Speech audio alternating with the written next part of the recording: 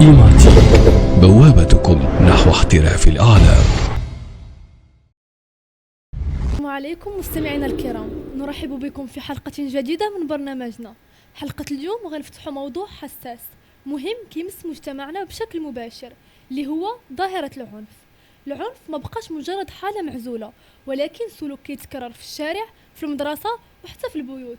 وش اللي كيخلينا نطرحوا اكثر من سؤال: واش العنف نتيجة ضغط نفسي ولا ضعف التربية؟ واش هو انعكاس للواقع الاجتماعي ولا غياب الحوار؟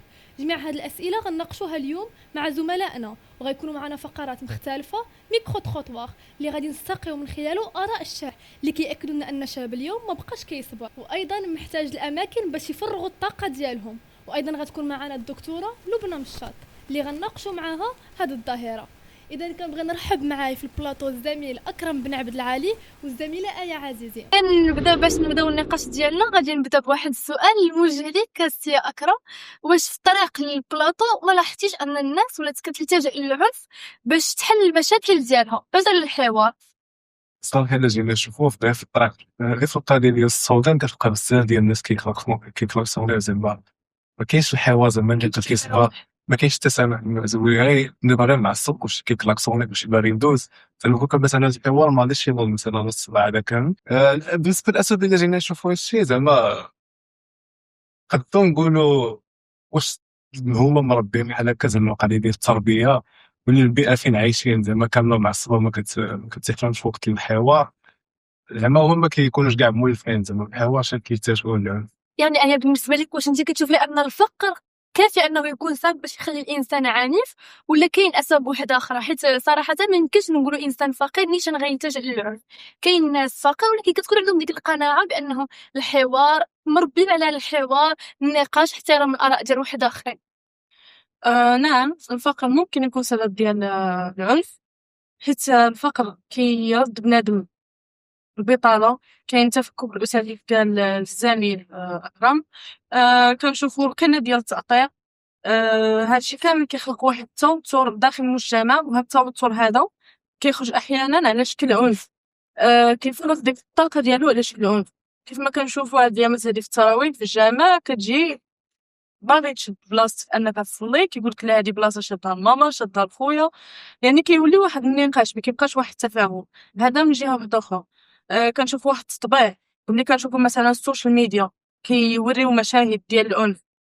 كنجيو لي كومونتير كتلقى الضحك، كتلقى شي حاجه، يعني هادشي ولا بنادم لا دو داك الرد الفعل كيدوها عاديه، حاجه عاديه. اذا على ذكر اللي قلتي لينا ديال السوشيال ميديا كينتشروا بزاف ديال الحوايج، حنا درنا واحد البحث. المختصه آلاء بقالي دارت واحد البحث على المتداولات، الفيديوهات اللي ولات كتنشر مؤخرا حول العنف، ظاهره العنف في بلادنا اليوم.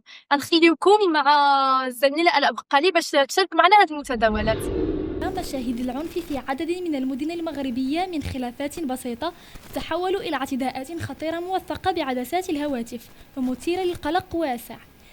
بمدينة سلا يوثق هذا الفيديو المتداول حادثة اعتداء وقعت بمدينة سلا، حيث أقدمت امرأتان على مهاجمة جارتهما في مشهد صادم يظهر في المقطع تبادل للعنف الجسدي وسط حالة من الفوضى في غياب تدخل الفوري لاحتواء الوضع. الحادثة تعكس تصاعد التوترات داخل الأحياء السكنية وتحول الخلافات اليومية إلى مواجهات عنيفة. من مدينة سلا إلى فاس، في هذا الفيديو المتداول يظهر هجوم نفذه أشخاص غرباء على سيارة بيضاء بمدينة فاس. المقطع يوثق لحظات من التخريب والاعتداء، حيث تم استهداف السيارة بشكل مباشر دون معرفة واضحة للدوافع. من فاس إلى القنيطرة يسلط هذا الفيديو المتداول الضوء على حادثة خطيرة بمدينة القنيطرة، حيث دخل سائق مينيبوس في شجار مع سائق آخر، انتهى باعتداء خطير بعصا. الضحية تم نقله إلى المستشفى الجهوي في حالة حرجة. شنو التأثير اللي كتشوفوا العنف كيأثر على المجتمع ديالنا؟ إذا جينا نشوفوا العنف عنده تأثيرات زعما بزاف، ولكن أول حاجة غادي يديرها في المجتمع هي يوجه لها الاقتصاد. دابا إلا جينا نشوفوا مثلا شي أب مثلا شي حي شعبي، حنا ما كنعموش على الحي الشعبي، ولكن المهم باش كتجي مثلا شي اب مثلا كتلقاه مولي العز الولد ديالو سوا باغي غادي يكبر بحال غيطبع بالصفات ديال الاب ديالو، حيت كيشوف ديك الغياب، كيشوف ديجا باه كيفاش كيتعامل مع المشاكل ديالو. زعما هو غادي يبقى يجيب العنف وانت غادي تسمع اغاني داكشي غادي كينتشر زعما العنف غادي يهدي عاود. والنصيحة اللي غادي نقول للشباب هو أنهم شوية يلتزموا بالأخلاق، لأن ربما الأخلاق اللي كتخلي الإنسان ما يكونش عنيف. شوية الصبر، لأن عارفة الضغوطات الحياة المشاكل. دابا حتى الشباب ولاو عايشين ضغوطات، شحال هادي ما كانش الشاب يعني كان عنده العمل الدراسة ديالو، ما كانش داك الضغوطات باينة. دابا يعني بانت الملأ ولا كلشي كيعيش ضغوطات، خصوصا هادشي ديال رقمنا التليفون، ولا كنشوفوا يعني كان نافذة على العالم، يعني كنشوفوا كلشي. كاين اللي تيخصو ربما يقلد حتى هو باش يبين راسو، كاين الشباب اللي تيخصو الا ما كانش ما بينش العنف راه بحال اللي ما تيبانش، خصو يبين راسو بداك الطريقه هذيك ديال العنف، واخا انها كتادي الله يسر العواقب وخيمه، لان كنشوفوا شي مسائل كلها يعني كتاثر على الشباب لا في دراسته، ولكن حنا كنتمناو ان هاد الشباب يرجع للاخلاق. يعني داكشي ما كنقدوش نربطوه نيشان بالوالدين، شي مرات بالمدرسه، شي مرات خارج الاحياء ديالهم فاش كيكون كيلعب مع صحابو كيطبع من عندهم، يعني ماشي بالضروره ما يكون الاب ديالو. طبعا هادشي كاين زعما الاب ماشي زعما عامل اساسي، وكاين واحد من العوامل تقدر دير العنف. قدوه للابن ديالو كيكون. شنو الراي ديالك؟ نفس الفكرة ديال الزميل أكرم. هو أفضل دابا كنشوفو العنف ولا كيلقاوه شي وحدين حل ديال داك الميزان، كيقول صافي أنا غادي نخدم العنف حقي بيدي، ناخد حقي بيدي، هادي يخاف مني ما يوليش المرة الجاية ما يعاودو. يتجرأش عليا وما كيشوفش العواقب ديالو. هو ما كيشوفش العواقب، علاش؟ حيت سما كنقولوا يديروا الناس تراكمات. إلميكا. مفهوم هذا. هذا ما كان. شكرا. ايضا غتكون معنا الدكتوره لبنى مشاط اللي غنناقشوا معاها هذه الظاهره.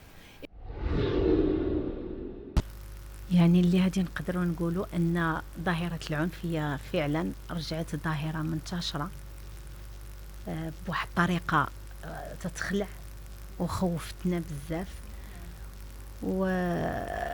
وخاص يكونوا كيما كنا حنا كنتعلموا بشحال هادي من الاخرين. احنا الان كنتعلموا من السوشيال ميديا، يعني من المواقع ديال التواصل.